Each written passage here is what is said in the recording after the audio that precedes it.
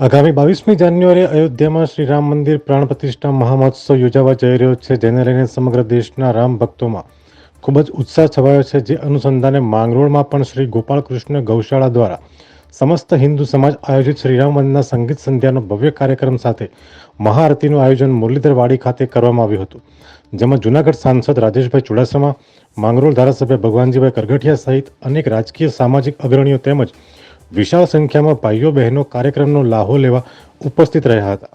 અહેવાલ પ્રકાશ લાલવાણી, માંગરોળ, જૂનાગઢ. જય શ્રી રામ. હું લીનેશ સોમૈયા, ગોપાલકૃષ્ણ ગૌશાળા, માંગરોળ પ્રમુખ.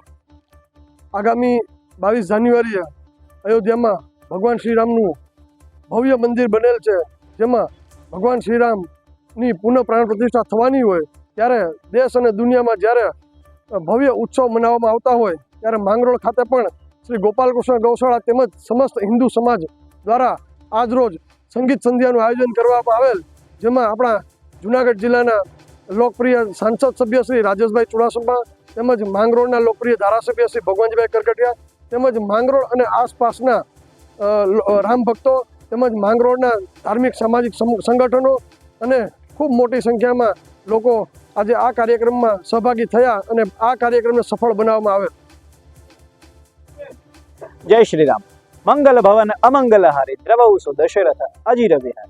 આજે જ્યારે આખું ભારત વર્ષ પ્રભુ શ્રી રામના આગમનની રાહ જોઈ રહ્યું છે, ત્યારે આજે માંગરોળની અંદર શ્રી ગોપાલકૃષ્ણ ગૌશાળા અને સમસ્ત હિન્દુ સમાજની સામે પરફોર્મ કરવાની ખૂબ મજા આવી.